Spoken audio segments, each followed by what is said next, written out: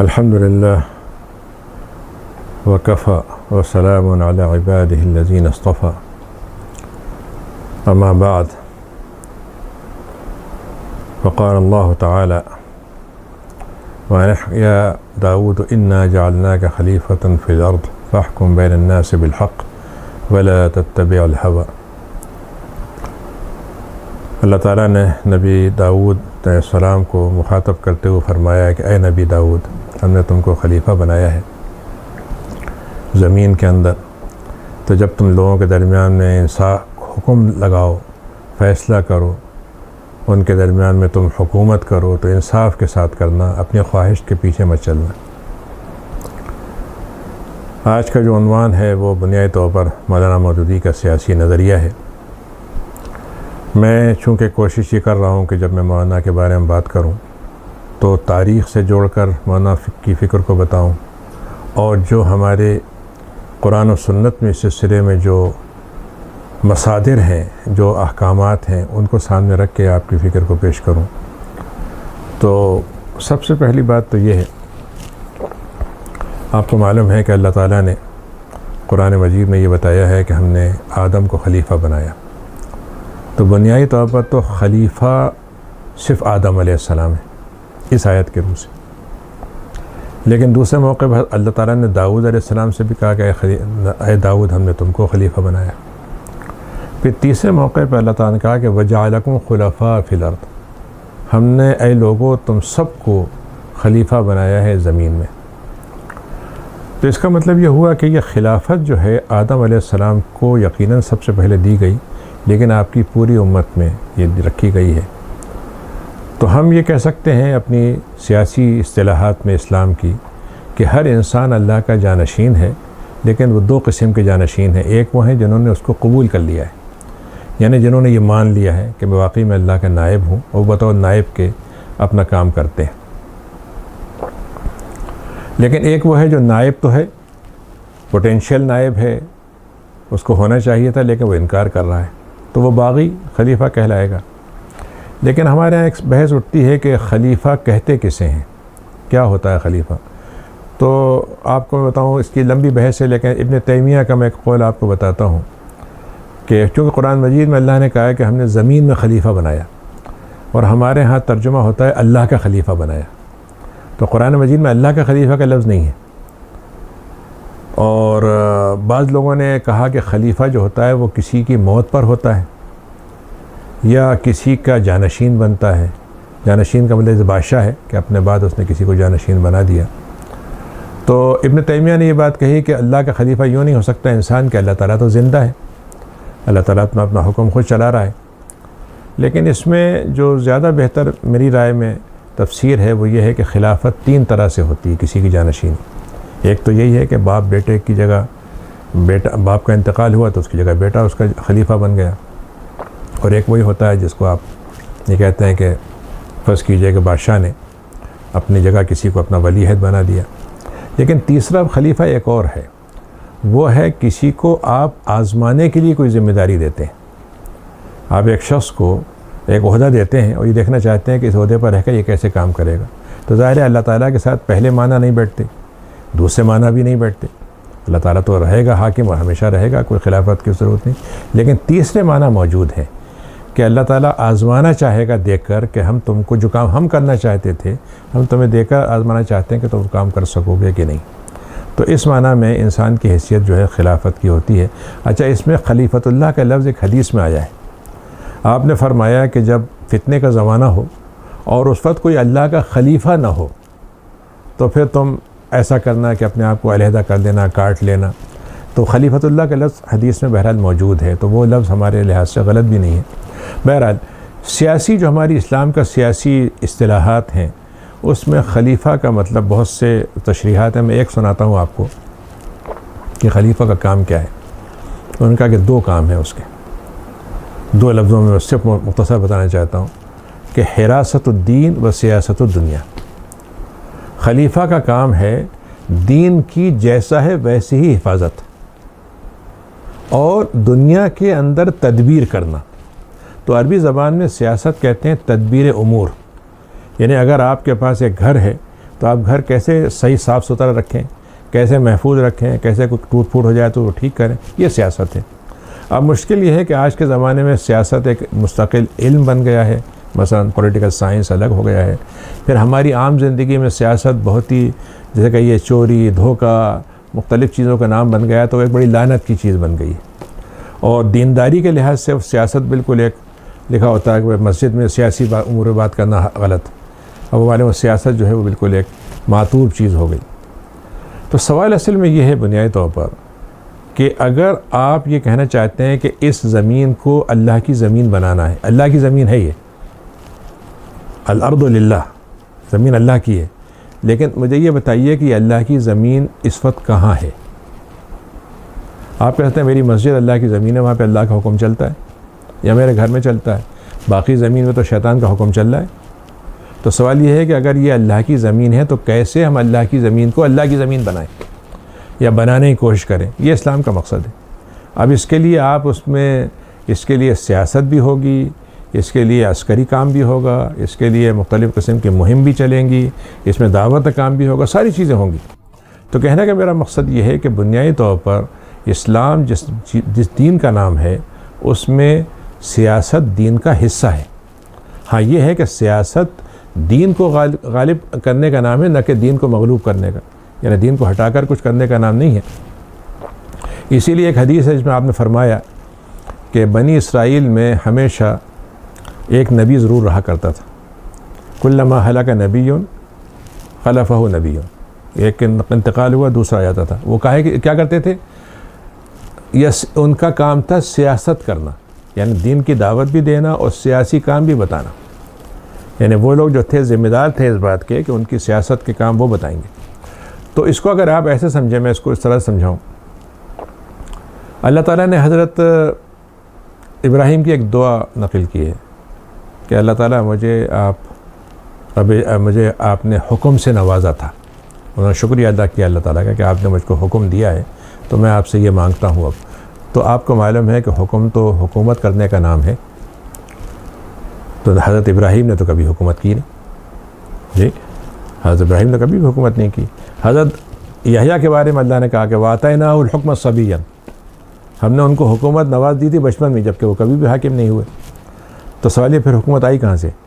تو بنیادی طور پر حکومت نام ہے دو چیزوں کا، ایک ہے حکومت کے مقاصد اور اصول کیا ہوں گے، قواعد کیا ہوں گے، اس کے مطلب رول کیا ہوں گے، رولز آف پالیٹکس، اس کو کہتے ہیں حکمت، یعنی اصول بتانا، نظریاتی بات بتانا کہ کیسے حکومت کی جائے گی، یہ نظریہ ہے۔ یہ نظریہ بتانے والا کون ہوتا ہے؟ یہ انبیاء ہوتے ہیں۔ اللہ تعالیٰ نے نبی کریم صلی اللہ علیہ وسلم کو کیا کہا تھا کہ وہ تلاوت کتاب کریں گے، جی وَبَعَثْنَا فِيهِمْ رَسُولًا يَتْلُو عَلَيْهِمْ آيَاتِهِ وَيُزَكِّيهِمْ، تزکیہ نفس کریں گے، وَيُعَلِّمُهُمُ الْكِتَابَ وَالْحِكْمَةَ، اور ان کو وہ کتاب کا علم دیں گے اور حکمت کا علم دیں گے۔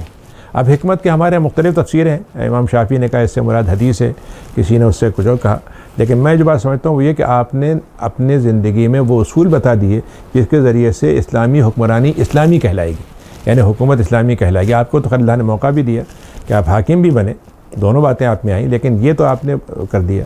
تو پہلا حصہ تو حکومت کا ہے نظریہ، اور نظریہ صرف انبیاء دیتے ہیں۔ دوسرا ہے اس کا ٹول کہ آپ ان نظریے کو نافذ کیسے کریں گے۔ تو حکومت یا پولیٹیکل پاور یا گورنمنٹ کی جو پاور ہے وہ یہ کام کرے گی کہ وہ اس نظریے کو اپنائے گی۔ اسی بات کو جو اقبال نے کہا ہے کہ جدا ہو دی سیاست سے تو رہ جاتی ہے چنگیزی، کیا مطلب ہوا کہ اگر آپ حکومت کریں اور حکمت نہ ہو، جی جب حکمت نہ ہو تو اس کا مطلب یہ ہے کہ وہ آپ کے پاس طاغوتیت بن گئی یا جو بھی کہہ لیجیے بن گئی، اور اگر حکمت ہو اور حکومت نہ ہو تو عصا نہ ہو تو کار کلیمی ہے بے بنیاد، جی۔ اور اسی بات کو حضرت عثمان نے ایک بات کہی تھی کہ ان اللہ لا یضع بالسلطان ما لا یضع بالقرآن، اللہ تعالیٰ سلطان سے وہ کام لیتا ہے جو قرآن سے نہیں لیتا۔ تو معلوم یہ ہوا کہ بنیادی طور پر حکمت اور حکومت کا لازمی ایک دوسرے سے تعلق ہے، اور اسلام دونوں چیزوں کو پیش کرنے کا نام ہے۔ حکمت نظریہ کے طور پر انبیاء دیں گے، اور حکومت جو ہے اس کے اندر جو نافذ کرنے والے لوگ ہوں گے اور وہ کریں گے، اور جب تک ہمارے ہاں خلافت رہی 1924 تک، اگر آپ دیکھیں تو اس میں سارے اتار چڑھاؤ آپ دیکھ لیں، لیکن آپ کو دو باتیں اس میں لازماً ملیں گی۔ ایک بات تو یہ ہے کہ کبھی بھی ایسا نہیں ہوا کہ حکمرانوں نے شریعت کو سے بغاوت کی ہو، انہوں نے اس کے ساتھ فرض کیجیے کوتاہی کی، اس کے سلسلے میں کچھ اپنی ذاتی زندگی میں خرابیاں آ گئیں، مال دولت کے بارے میں اسراف ہوا، لیکن یہ کہ وہ بغاوت کی حد تک بات نہیں تھی۔ دوسری بات یہ ہے کہ اس جتنا بھی حکمرانوں کی خرابی ہو، لیکن ہمارا نظام عدل، نظام تعلیم اور نظام قضا جو تھا وہ بالکل اسلام کے مطابق چل رہا تھا۔ خلیفہ وہ بھی کرتے ہوں، لیکن قاضی جو ہیں وہ صرف اسلام کو مانیں گے۔ اور اسی لیے ہمارے ہاں جو حضرت عبداللہ ابن عباس نے تفسیر کی ہے کہ اطیعوا اللہ و اطیعوا الرسول و اولی الامر منکم، کہ اللہ کے رسول کی اور اولی الامر کی بات مانو۔ تو اولی الامر کا ان کا دو ہیں، ایک علماء جو حکم بتاتے ہیں اور امراء جو حکم نافذ کرتے ہیں، یہ دونوں جو ہیں اولی الامر کے اندر آتے ہیں۔ تو میں یہ بتانا ہی چاہ رہا تھا کہ اسلام میں تو سیاسی طور پر سیاست اس کا کوئی تفریق نہیں ہے، وہ چیزیں جو ہیں دونوں ساتھ ساتھ چلتی ہیں، اور اس کا چلانے کا نام ہی جو ہے، اب یہ آپ کہہ سکتے ہیں کہ بھائی میں نظریاتی طور پر مانتا ہوں کہ اسلامی حکومت ہونا چاہیے، لیکن عملاً میرے پاس کچھ نہیں ہے، تو یہ میری استطاعت کا مسئلہ ہے، یہ میرے ملکی حالات کا مسئلہ ہے کہ یہاں پر میں کیا کہوں گا۔ میں اسلام کی بات تو کہوں گا، لیکن میں یہ نہیں کر سکتا کہ چونکہ یہاں پر میں اسلامی حکومت نہیں لا سکتا تو میں لکھ دوں کہ اسلام میں اسلامی حکومت نہیں ہوتی ہے، اور اس کی جگہ پر مجھے کوئی بھی سیکولرزم قبول کر لوں، یعنی جیسے اس وقت ہمارے یہاں مسئلہ ہے کہ ہم دستور کی پابندی کرتے ہیں یا دوسروں کی پابندی کرتے ہیں، بالکل قانونی طور پر پابندی کرتے ہیں، لیکن ہمارا ایمان اس بات پر ہے کہ یہ دستور ہم سے یہ کہتا ہے کہ تم اپنے مذہب کی حفاظت کرو، اور یہ دستور ہم سے کہتا ہے کہ تم اپنے مذہب کو دوسروں کو تک پہنچا دو، تو ہم اس بنیاد پر اس بات کو استعمال کریں گے تاکہ یہ ذریعہ بن جائے اصل مقصد کی طرف پہنچنے کا۔ تو اس لحاظ سے ہمارے ہاں یہ کبھی بھی تفریق نہیں رہی، اور اسی لیے ہمارے ہاں خلافت کے دور سے لے کے آج تک کبھی یہ مسئلہ نہیں پیدا ہوا۔ خرابیاں اپنی جگہ پر، تو یہ نظریہ تو ہمارے پاس انگریزی دور کے آنے کے بعد پیدا ہوا۔ تو جماعت اسلامی کی امام مودودی کی جو فکری بنیاد ہے، اس میں آپ یہ کہہ سکتے ہیں کہ اس کا پہلا حصہ اس بات پر تھا کہ چونکہ مغرب حکمراں تھا، مسلمان محکوم تھے، مسلمانوں کی ملکوں کو اوپر ان کا غلبہ تھا، تو اس وقت تحریکی کا سیاسی منظر یہ تھا کہ ہم کیسے اپنے ملکوں کو آزاد کرائیں، کیسے ہم مسلمانوں کے اندر وہ کریں، اور اسی کے لیے جو مختلف جدوجہد ہوئی۔ لیکن دوسرا حصہ بھی اس کے سامنے تھا کہ جب یہ ملک مسلمانوں کو مل جائے گا تو وہ اسلام کیسے لائیں گے ہم، یہ سب مسلمانوں کے لیے ہم نے اس کو نہیں کیا تھا۔ تو جماعت اسلامی کی بنیاد کا مقصد یہ بھی تھا کہ ملک آزاد ہو، اور ملک آزاد ہونے کے بعد اس کے اندر اسلام جو ہے اس کے اندر وہی کام ہو جو اللہ تعالیٰ نے کہا کہ الذین ان مکناہم فی الارض اقاموا الصلاۃ، اگر ہم ان کو یہ بات موقع دے دیں گے تو نمازوں کو قائم کریں گے، اور زکوٰۃ کو کریں گے، اور ساری چیزیں امر معروف کریں گے، نہی منکر کریں گے۔ تو یہ چیز جو ہے بنیادی طور پر یعنی جماعت اسلامی کی فکری بنیاد، مولانا مودودی کے سیاسی بنیاد کا مسئلہ ہے، اس کو ہمیں سمجھنا چاہیے۔ اب اس میں آپ یہ کہہ سکتے ہیں کہ مولانا مودودی جب اس کا کمپیریٹیو مقابلہ کرتے ہیں تو اس زمانے میں کمیونزم آیا ہوا تھا، اس زمانے میں کیپٹلزم کے مسئلے تھے، یا اس زمانے میں اور مسئلے تھے۔ آج کے دور میں دوسرے فتنے آ گئے ہیں، یوں کہہ لیجئے کہ آج کے دور میں تو خود مسلمان حکمرانوں کے ساتھ جو ایک جد و جہد کا مسئلہ ہے، تو ہمارے ہاں تو پرانی فقہ میں تو یہی لکھا ہوا ہے کہ بھائی خروج نہیں کر سکتے اپنے حکمراں کے خلاف، اور بغاوت کرنا اسلام میں منع ہے۔ تو اس میں کوئی شک نہیں کہ اگر آپ اسلامی تاریخ پڑھیں گے تو ہماری پہلی تاریخ وہ ہے جس میں حضرت حسین نے اس موقع پر پہلے ہی لمحے میں محسوس کیا کہ یزید کے آنے سے ایک مسئلہ پیدا ہو رہا ہے، تو انہوں نے اس کو جد و جہد کے ذریعے سے ہٹانا چاہا، اور یہ کوششیں ہماری چلیں، لیکن جب علماء نے محسوس کیا کہ اس کے ذریعے سے مسئلہ حل نہیں ہو رہا ہے، تو پھر انہوں نے یہ کیا کہ اپنے آپ کو یکسو کر لیا دین کی خدمت پر، اور اسلام کے ذریعے سے امت کو تیار کرنے پر، اور حکمرانوں کے ساتھ وہ نصیحت کرتے رہے، کبھی کبھی ان کی باتوں کو سمجھاتے رہے۔ لیکن یہ جو کیفیت ہمارے یہاں آئی ہے اس وقت کہ ہم بالکل لاتعلق ہو گئے ہیں، یہ جماعت اس کو دور کرنا چاہتی۔ یہ جماعت کی سیاسی فکر یہ ہے کہ ہم کیسے پھر اس دور کی طرف لوٹ آئیں جس میں مطلب یہ کہ اسلام میں دین و دنیا کی تفریق نہیں تھی، اور اس میں ہمارے پاس بشارتیں موجود ہیں۔ یعنی آخری دور میں پھر سے اسلام کی حکمرانی ہوگی۔ یہ واحد امت ہے جس کو اللہ تعالیٰ دوبارہ حکمرانی کا موقع دے گا۔ کسی امت کو اللہ تعالیٰ نے دوبارہ موقع نہیں دیا، صرف یونس علیہ السلام کی قوم کو دوبارہ عذاب سے بچانے کا ایک دفعہ موقع دے دیا تھا، ایک دفعہ۔ پھر اس یہودیوں کو 2 دفعہ موقع دیا، دونوں مرتبہ وہ کمزور ہو گئے، دونوں مرتبہ فیل ہو گئے۔ لیکن اس امت کو اللہ تعالیٰ نے پہلی دفعہ موقع دیا، اور دوسری دفعہ پھر اس اسلام کی حکمرانی کا موقع دے گا جس میں یہ بات ہوگی۔ تو سوال یہ ہے کہ وہ جو دور فتنے کا ہے جس میں آپ نے ہم کو بتایا تھا، تو ہم سوال یہ کہ اس فتنے کے دور کے آج ہم کیا کریں اس کے لیے؟ امام مہدی کا خالی انتظار کرتے رہیں یا ہم اس کے لیے کچھ کریں؟ تو ہمیں یہ بتایا گیا ہے کہ فتنے سے بچنے کے لیے ہمیں آج سے تیاری کرنی ہے۔ اپنے آپ کو بچانا ہے، اسلام کی کوششیں کرتے رہنا ہے۔ اسی بات کو میں اپنی بات کو اس پہ رکھوں گا کہ حدیث میں آتا ہے کہ آپ نے فرمایا کہ بدأ الاسلام غریباً وسیعود قریباً، اسلام اجنبی بن کر شروع ہوا تھا، اجنبی بن کے لوٹ جائے گا، لیکن جو اجنبی بن کر اپنے آپ کو اجنبی بنا کر اسلام کے ساتھ جوڑے رکھیں گے ان کے لیے سب سے زیادہ بہترین بشارتیں ہیں۔ تو ان سے پوچھا گیا تھا آپ سے، تو آپ نے دو باتیں فرمائی کہ کون ہیں وہ لوگ، تو کہا ما انا علیہ واصحابی، یعنی ایک تو یہ آپ نے جو جنت جانے والا گروہ اس کے بارے میں کہا، لیکن یہاں آپ نے فرمایا کہ وہ لوگ جو اس وقت اصلاح کا کام کرتے ہیں جب لوگ بگاڑ کر رہے ہوں۔ تو سوال یہ ہے کہ آج کے دور میں ہم کیوں اسلام کو لانا چاہتے ہیں؟ اس لیے کہ لوگ اسلام کے ذریعے سے بھی غلط استعمال کر رہے ہیں اور بغیر اسلام کے بھی وہ کر رہے ہیں۔ اب میں اس کو آپ کی بات ختم کروں، ابن خلدون نے خلیفہ کے 3 ورژن بتائیں، 3 ماڈل بتائیں۔ ایک خلیفہ وہ ہے جو صرف اپنی رائے کو قانون بنا دیتا ہے، وہ کہتا ہے میری مرضی بس، جیسے آج کل ہو رہا ہے کہ بھائی میرا دل چاہ رہا ہے کہ بس میں اس کے خلاف غصہ ہو گیا تو تباہ کر دوں گا میں۔ تو آپ نے فرمایا کہ ابن خلدون نے کہ یہ دنیا کے لحاظ سے بھی تباہ کن ہے اور آخرت کے لحاظ سے بھی تباہ کن ہے۔ انہوں نے کہا دوسرا ماڈل ہے جس میں انصاف ہو، چاہے وہ آپ کا بنایا ہوا انصاف ہو لیکن آپ اس پہ عمل کرتے ہو، صرف اعلان کرنے کے لیے نہ ہو۔ مثلا فرض کیجیے مغربی اقوام ہیں، اگر آپ وہاں جائیں تو جو قانون ہے اس پہ عمل ہوتا ہے۔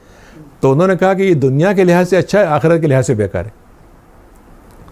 لیکن تیسرا ہے جس پہ آپ نے فرمایا کہ وہ جو شریعت کی بنیاد پر ہو، تو اس میں دنیا کے لحاظ سے بھی خیر ہے اور آخرت کے لحاظ سے بھی خیر ہے۔ تو ہم جو چیز بات پیش کرنا چاہ رہے ہیں اسلام کے سیاسی نظام میں، مولانا اسی کو پیش کیا ہے کہ ہم یہ چاہتے ہیں کہ دنیا بھی ہماری اچھی سیاست کے ذریعے سے گزرے اور آخرت کی حکمرانی بھی ہمیں اللہ تعالیٰ کی نجات کے ذریعے سے ملے، جنت میں راستے کے ذریعے سے ملے۔ تو یہ فکری بنیاد ہے، اس کو کیا ہے۔ اب اس میں بالکل ہو سکتا ہے کہ مولانا مودودی کے مطالعے میں کچھ کمی رہ گئی ہو، آج کل کے حالات میں کچھ اور اس میں مزید چیزوں کے جہات ہیں جس پہ ہمیں غور کرنا ہو، اور اس سے بڑھ کر یہ کہ آج کے دور میں ہم کیسے اس نظریے کو عملی زندگی میں لے کر آئیں۔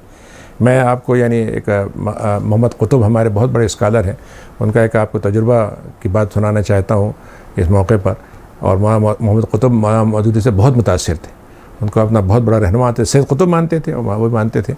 تو ان کا خیال یہ تھا کہ اس وقت ہمارے پاس 2 طریقے ہیں اسلام کو لانے کے۔ ایک تو یہ ہے کہ حکمرانوں کو ہم اسلام دے دیں، جیسے ہمارے یہاں کے بہت بڑے عالم وہ یہ کہتے ہیں کہ ہم اسلام حکمرانوں کو پہنچا دیں تاکہ بس وہ اسلام لے آئیں اور ہم بس خالی پیچھے سے رہیں۔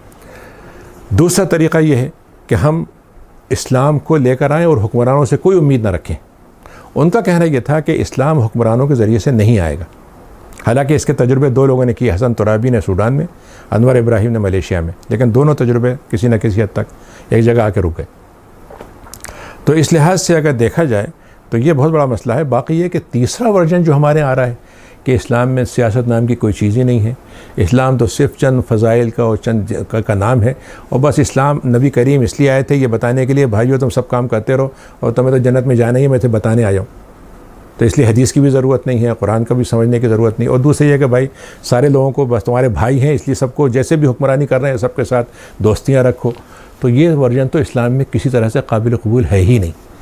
یعنی اگر بہت سے بہت ورژن ہو سکتا ہے تو وہ یہی ہے کہ بھائی عمر بن عبدالعزیز کو ہم خلیفہ بنا دیں مثلا، اور یہ ہو سکتا ہے کہ فرض کیجیے یزید کو ہٹا کر ہم بہتر خلیفہ کو لے کر آئیں۔ اس کے علاوہ ہمارے پاس کوئی ورژن جو ہے اسلام میں نہیں ہے، اور مودودی جو ہے انہی دونوں ورژنوں میں سے جو بھی طریقہ ہو سکتا ہے اس کو قبول کرنے کو تیار تھے، اور اب ہمارے لیے بھی وہی آپشن ہے۔ تو یا تو آپ حسن بن کر اصلاح کریں یا حسین بن کر اسلام کے لیے کھڑے ہو جائیں، بس یہی 2 ورژن ہیں ہمارے پاس۔ تو آخر دعوانا الحمدللہ رب العالمین۔